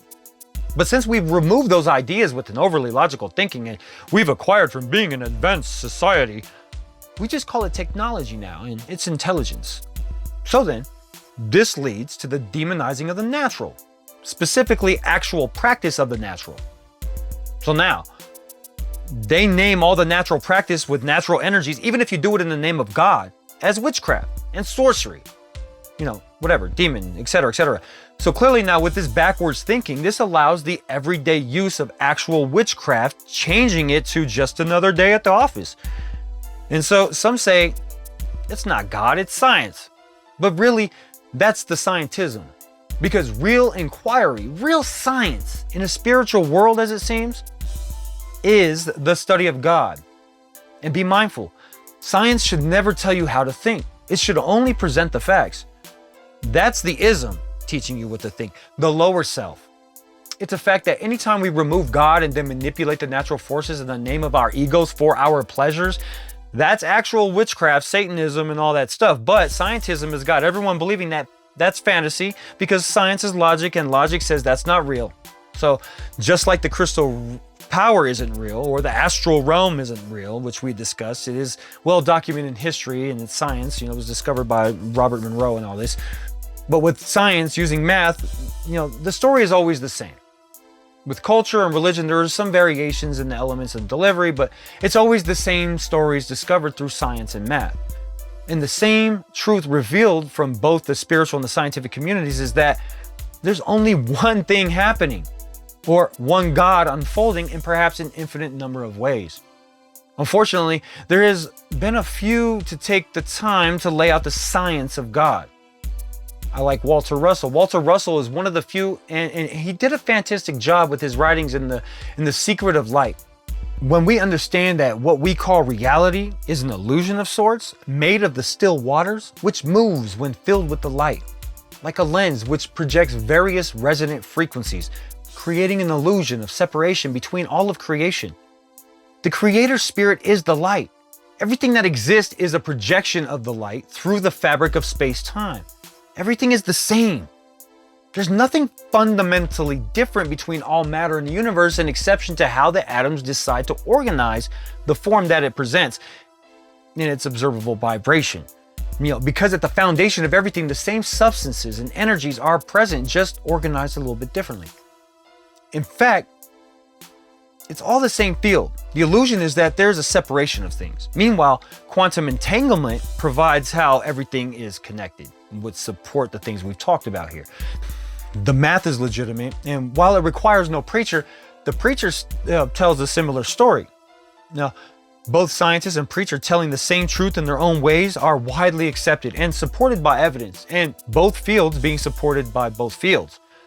While some churches and scientists agree with this or disagree with this statement, we can see that a creation story from every single culture and religion, starting from the Vedic text in cuneiform, that in their own ways line up directly with the narrative of singularity spawning creation in science, right? Not only that, how creation came from sound frequency, resonant vibration, and it's found within everything. It is so much a fact, so much so that it is well known and proven that there's no such thing as matter in the sense of something solid. There's nothing actually touching. Everything, by the will of some force, is vibrating atoms into place, creating this grand illusion, atoms really close to each other, but not actually touching. Now, all of creation and its eternally reforming organizations, according to accepted science and ancient texts, state that nothing is created or destroyed. We've heard that before. Everything has already been created. It's just being transformed. And everything is done so by intelligent design. Science is well past the idea of creation spawned by an unlikely, random, undetectable event of chance. And while there's still some attached to this idea, desperate to deny the one truth, it is logic. The logic has been well picked apart and disproven. So,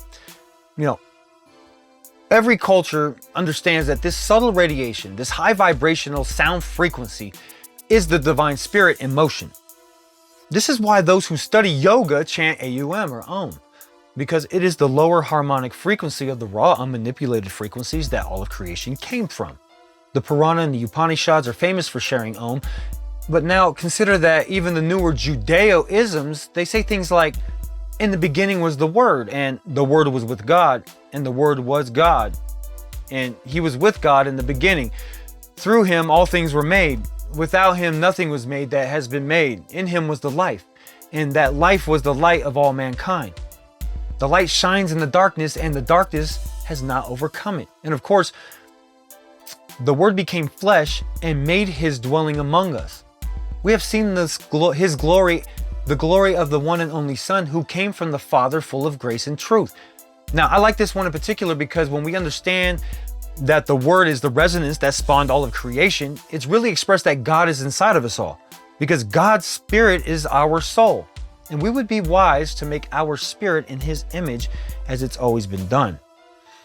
So now, science recognizes this force energy, and science, when describing it, has adopted the term prana from the ancient texts. Now, notice though, we first heard this undeniable truth in scriptures and ancient texts and other esoteric doctrines thousands of years before our modern science, which has only just recently gotten a clue. This life force, Holy Spirit, or subtle matter, spiritual energy that has been at the center of all belief systems for thousands of years, recognized in the East as prana, is now recognized as science as prana, and is an undeniable documented force. Now, the Western world understands prana as something different than the Holy Spirit, but the Western world describes the Holy Spirit in the same fashion the Eastern world talks about prana energy. So now science offers another view and evidence of the same energy. In recent generations, scientific studies have spawned a whole field of science, that has prana energy at its center. It's this spiritual energy. It originated with a Dr. Stone, who put prana or chi energy into a scientific biological format and successfully applied it. Not to mention, it fits right along with the thousands of years of esoteric recordings about God and the Holy Spirit and prana, right? Check it out for yourself. It's called the human biofield, and it relates to your own personal magnetic field or your spiritual force. To complement that, recently I saw a review article that was just released from the International Journal of Earth Sciences, Knowledge and Applications, done by Maria Kumin. And it states, and I quote, "Our science found that not only does the magnetic field on Earth influence us, normal embryo development was found to be impossible without Earth's magnetic field, we influence the magnetic field of Earth. It was found that our positive emotions increase Earth's magnetic field while our negative emotions deplete Earth's magnetic field." So now, compare these scientific facts against the truth given to us through the many spiritual texts. This greatly supports the spiritual knowledge behind the cyclic cataclysmic events that have taken place for thousands of years, among so many other things and stories. So this is not new of the esoteric, but it is new and very insightful in the world of science. Our spiritual connection to the planet has always been an esoteric spiritual truth, and now it is a modern scientific fact. Anyway, now that science understands these high vibrational frequencies and light and radiation and how it goes about organizing our reality of matter and substance, and you really got to know all that, It's important to know the spiritual side and the scientific side of that information. Science tells us that reality is vibration, is frequency, and spirituality usually falls around the ideas that creation took place through the word or sound or vibrations or frequency. All these things we just talked about. These are not fairy tales or some kid's story. Words are the spirit manifesting, creating. Words are frequency, vibration, the very fabric of the universe. These are spiritual truths. These are quantum and particle physics facts. That's why you should not speak in vain, like yoga or even magic practitioners. Every word, syllable, and vibration must be perfect. Think about prayer, or what would be an otherwise productive prayer or chant or spell casting. In the vibration frequency, if it's off, it could become dangerous to the user and those around them. It is important to speak with purpose, aligned with the spirit, to ourselves and each other in regular conversation. Consider the power of the psychology of the words used and how they affect, yourself and those around us. There are so many peer-reviewed journals which show without a doubt the physical and spiritual benefits of chanting mantra or yoga in general, and meditation. There are many journals on the topic and from different positions. From this account, you should be able to find several videos and shorts which list many of these journals. And now I just want to point out one of the many, specifically one done in the International Journal of Science and Research. It's titled Frequencies of the Buddhist Meditative Chant, Om Mani Padme Hum, done by Konzen Piera from Mumbai, India. I quote from the journal, which says, "The 6-syllable mantra generates vibrations that somehow interact at a cellular level, where every fiber of the body feels connected as they vibrate in synchrony, resonating at the same wavelengths." End quote. The whole universe is vibrating at energy, and this energy vibrates at various frequencies. Rocks, emotions, people, even planets differ from each other, and everything else because of their unique vibrational frequency. Now, tuning the body to these frequencies can bring a phenomenal change in personality, and this can be achieved by the frequencies generated from chants or mantras. This particular journal we just mentioned, and many others, say a lot about sound frequency being the key to variable change in our reality. A great example is the Rife machine, and there's like a few others like it, which is just bathing in specifically chosen frequency and by doing this, they said that they cured all these ailments and diseases. I've experienced it personally.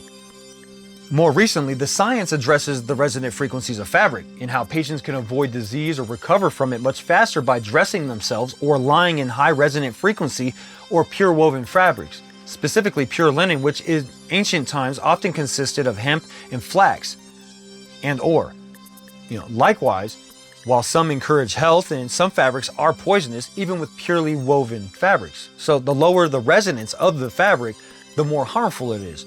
That's why I dress in 100% hemp, and the blessings are well received and recognized. Now, there are peer-reviewed papers on this available, and I can assure you they are just merely scratching the surface. I do recommend exploring this topic with the spirit. Personally, I consider, you become one with what you surround and fill yourself with. Who do you want to be? What do you want to be? Align yourself with those frequencies and become what you assume. This scientific fact is expressed through the Spirit, documented in the Old Testament, where we are given the words of wisdom in Leviticus and Deuteronomy, and even in the Torah, which prohibits the wearing of mixed fabrics, among other things. Similarly, think about how scientists are now levitating small items with resonant frequency, or how you can destroy a wine glass by matching its frequency, right? The same way doctors destroyed cancer cells by matching the resonant frequency. There is a lifetime of science on this topic, where resonant frequencies affect our health and just general well-being, where resonant frequency is a product of the presence of what the spiritual and the esoteric, and now science, would call prana. So the spiritual and the scientific crowds definitely agree about the facts, just not the presentation of those facts. Now, this prana, which is coming from the singularity, the vortex within, with science, we know that the math shows us that there's an energy vortex made from the singularity. And so this radiation frequency that pours out of the singularity, it's described in ancient texts as prana energy. But this specific source of radiation, the singularity, it isn't presented directly as a source of prana in any accepted science journal. But when we do our reading, we can see it is the same energy that cultures and science has observed and documented for thousands of years. And this is being defined as the life-giving prana energy. Just the same, science knows that all the base materials and gases came out in a raw, pure light from the singularity, later forming stars which spews out all the material to organic life. So, physical reality is the organization of the frequencies of these materials, and at all levels. In different organizations of light and entanglement together, it's all one, coming through the lens, right? Like I was saying. So the prana energy is a vibration of the higher resonant frequency, higher than physical matter, said to be the highest vibration, a direct harmonic of the highest of all, God. An electromagnetic resonant frequency which radiates light and transforms into subharmonic frequencies, into its many forms, all the way from its subtle form down to the most physically concentrated matter. In other words, prana is what spiritual folks call the breath of God that moves through all things, and it is detectable, testable and provable cosmic source for which science has already proven exists and now is starting to expand on it in our human worlds, including the areas of health. So, prana is the most subtle frequency or energy known in the universe, and sensibly so. As we move down the scale of frequency, this prana becomes a more luminous, subtle matter. This energy is what provides the link or connection between pure consciousness and ordinary matter. It is the subtle, luminous substance that enables consciousness to be reflected within the field of material creation. The ancient Vedic tradition calls this subtle substance chitta, or mind stuff. The Taoist traditionists call it chi, or electromagnetic life force. And so, personally, when I'm talking with folks, I use the example of the hologram machine, and I've used it already. It's a good one. You know, the fabric of reality is one big sheet or lens, and God's spirit is prana and is the light that shines through that lens. So the lens projects a complex image, the holographic reality that we're all experiencing. This image creates the illusion of separation. But we know there is only one light, one source. There is only one light shining through this lens. So for everything in our reality to exist, it must have the Spirit of God within it. This was even mentioned in Scripture, and I think I recited it a little earlier. Now, according to many folks and talks given by scientists, a few peer-reviewed journals, specifically quoting, and I'll butcher it, Srivansan T, in the journal from 2014, Prana and Electrons in Health and Beyond, she says, and I quote, "Prana is considered the most subtle and non-physical. Chi, next is chi, which is grosser and is observable, and lastly, electrons, which interact with the physical systems." So clearly this prana exists, and this energy is the key to the source of all things, and it doesn't require adventure stories with likable characters, nor does it require that everyone think and do the same thing as an imperfect human under a strict set of rules. Interestingly, the density of its presence is solely dependent on our position in our immediate solar environment and our solar movement through our galaxy and our galaxy's movement through the cosmos. In other words, the spirit is stronger and weaker in cycles from macro to micro. For a long time, the spirit has been minimal in our cycle, but that cycle is over. And we see the rise of the spirit again, and people are waking up, and that is a symptom of it. Now, we're at the start of a new cycle.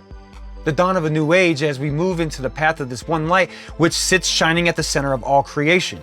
So you see, part of the framework by which this universe is created are the cycles of change or cleansing through destruction and recreation. The ancient seers have seen these cosmic cycles, these events washing over the cosmos, and have documented them. And now recently, science has been doing a lot of work in catching up to the old, like the abundance of the natural evidence here on Earth exposing the magnetic excursions, X-class flares, the events at Gothenburg, Lake Mungo, Mono Lake, Lachance, Advostok, and many others, all scientifically documented as factual events that happened before and are happening now and will happen again. All of these events lining up with the biblical stories of the Vedic and cuneiform texts, and again from the Mesoamerica and the Mesopotamia and all the many others. The more and more as time goes on and the more people inquire, we keep revealing that the texts from ancient cultures are incredibly accurate, providing scientific facts that thousands of years ago that modern science is still working on today. What we barely know is that as we move through this vortex, our clusters, the galaxies, the systems, the suns, we move in and out of the direct rays of the singularity at the center of the universe. This is the most densely concentrated pure consciousness, which since ancient times has been referred to as the pillar of celestial fire, or the pillar of fire, or the celestial fire. And it is the very essence, the spirit of what we call God. And it is this spirit radiation that radiates throughout our systems, filling stars and planets up with this luminous, prominent energy. NASA has photos of a close harmonic of this luminous energy flowing through the entire cosmos. So this way, we can see the luminous subtle matter energy webbing, connecting all the cosmos and the galaxies together.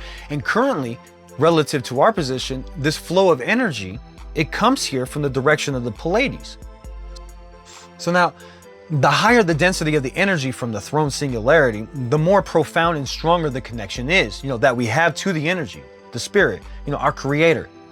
Now, considering the definitive, and heavily supported science behind resonant frequency, in fact, it being our reality, when the connection becomes much weaker and we fall into the dark ages, right, the frequency becomes weak. It is from our system sitting in the shadows, out of the direct line of sight of the throne singularity. So the connection weakens and consciousness drops. The truth becomes a mystery and magic, available only to the few whose existence has a harmonic connection and frequency.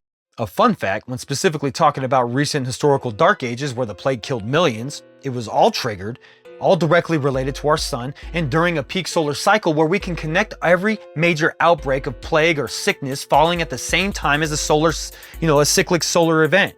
When we analyze the science, we realize this is more than just a coincidental correlation. It's worth noting that many physicists recognize the sun as being a conscious energy. They're unpopular, but they are serious. So, anyways, those who weren't born into frequency, or the folks who don't choose to elevate their frequency to align with the frequency, are the people who become more indulged in short-lived physical pleasures. The unconscious, the unhealthy, those weak to physical senses and prone to it. Those prone to hedonism. They will die and the strong will thrive and evolve because they are more conscious, drawn to the light, and therefore more whole, more sensible, more emotionally flowing and stable, logical, healthy, and capable. Just generally all around more healthy and functional people. The weak unconsciously destroy themselves, pushing farther from these truths and a potentially happy harmonic life, while the strong consciously build themselves up closer to this prana energy, living a life filled with purpose and blessings. Now sure, there's always those rare cases that have their own unique reasons, but usually that's how it goes every time. Now, keep in mind that successful people sometimes have money, but money doesn't always mean you're successful. The most successful people on this planet are the most conscious, and therefore usually very disciplined and less subservient to their emotions and physical pleasures.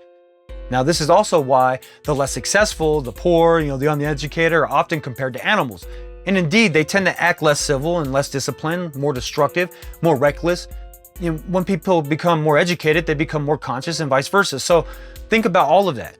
The singularity, the source of creation, the source of light, and knowing that from science and the esoteric that light is information. Yes, even from natural sources, information is being carried through and from our stars. Studies shows us that information is variable to the light frequency being transmitted. These cycles of transformation come within the cyclic ages. They are defined by metals, which represent high consciousness and low consciousness, or light and dark. Our planet in its whole, which has been referred to as Mother Earth, constitutes all life forms from the molecules and atoms in the dirt and the minerals up to every living, breathing organism, including our physical bodies.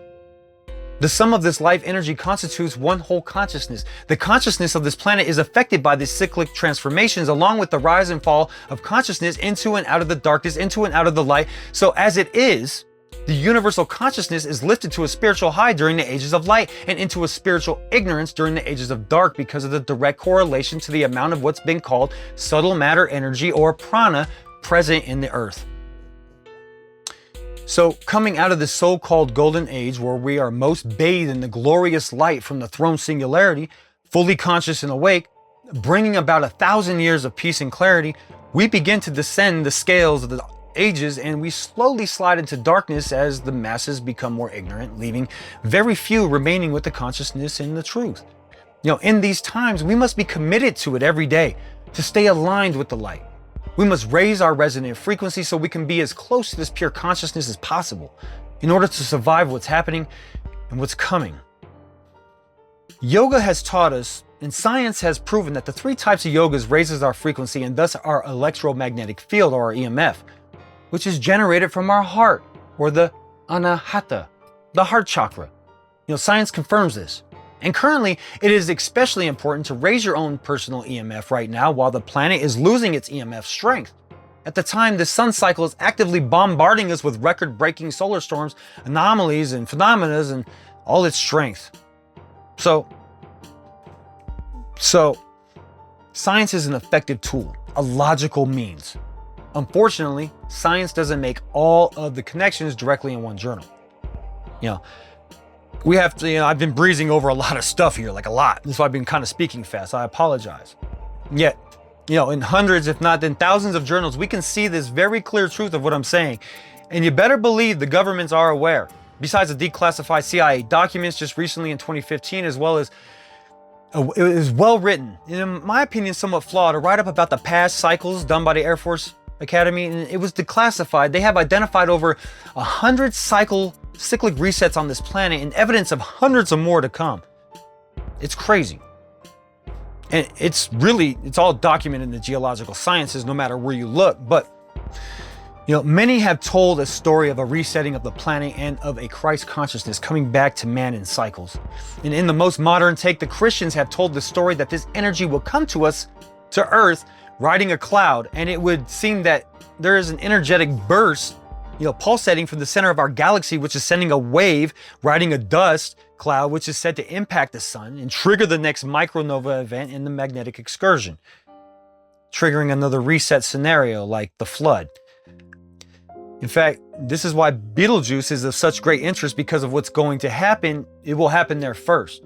Scientists are waiting for it to go nova, and when it does, it is said to be as bright as the moon, like a second moon in the sky. It's fun because we also have a prophecy of a second moon upon the return of Christ. And currently, science offers us the heliosphere, the heliopause, and that gives us a great deal of evidence to the past events of the coming future events of micronovas. I don't know about the moon, but as we are here now, right now, we are currently approaching this cloud wall. There's a cloud wall coming, and it rode the galactic wave from the center, bringing that one pure, divine, spiritual frequency. This frequency will filter through the lens of the sun, releasing through a burst set off by the dust cloud that will not only reset the solar system as it's been doing, but also the state of this planet and its inhabitants, just as it's doing right now throughout the galaxy. So far, we know that the energy, it's there as a fact, and where it comes from, and how it enters our environment. These are all facts. We know how this energy interacts with our environment and the results of those interactions, and that's that reset. Science has a wide range of names. Cultures has even more names, and religion seemingly infinite epithets to describe the infinite frequencies which regulate this. The Ragnarok. Now, whatever. I can sit here and point out more cross references and similarities. The logic is pretty forward. There are a lot of little details people will look to explore and test this truth I presented. Go for it. Look it up. Do the reading. I'd be more than happy to talk about any of these things in separate talks. What I'm saying to you all is that there are facts here and a truth that sits in the backseat of our reality. Even scriptures tells us that the devil or Satan or the adversary as having the meaning of our lower self or ego, or as it's been called, selfhood by some. And this Satan or our ego would be the ruler of this realm. This is Satan's kingdom. The devices of the ego or the lower self are the binding devices of this realm. So if you want to be free of the prison, you must reject the fleshly desires. The abstract is a powerful tool, and it rules the minds of nearly all humans. It dominates this world and has everybody fooled, convincing people that the world can't function without it. But it's a tool. It's a truth that is filtered through the lens of the lower self, our lower frequency. Humans have always recognized the undeniable presence of a force in our reality within everything that exists. And we've been expressing it through culture and documented by science for a very long time now. Now, we can know God by his commandments, wisdom and laws, or what science defines as physics, psychology, biology, or whatever objective field of science you can think of. We can know God by aligning with these truths and applying them. The scriptures help give us the personal connection, and science gives us the logical understanding. And as I've said in other talks, while both fields are practiced, they therefore cannot and will never be perfect. Although both are potentially perfected when done properly outside of ISM, then both are perfected. So what happens when we apply these uncovered truths? Well, we find ourselves following what some folks might call the righteous path. And the fruition of living such a way brings about blessings that are the substance of fairy tales, apparently. The point is, we don't need an ism to recognize and live in truth. If it's easier for you to personally, personify these truths so you can relate, so be it. But we should also understand that there is a scientific side to the understanding as well.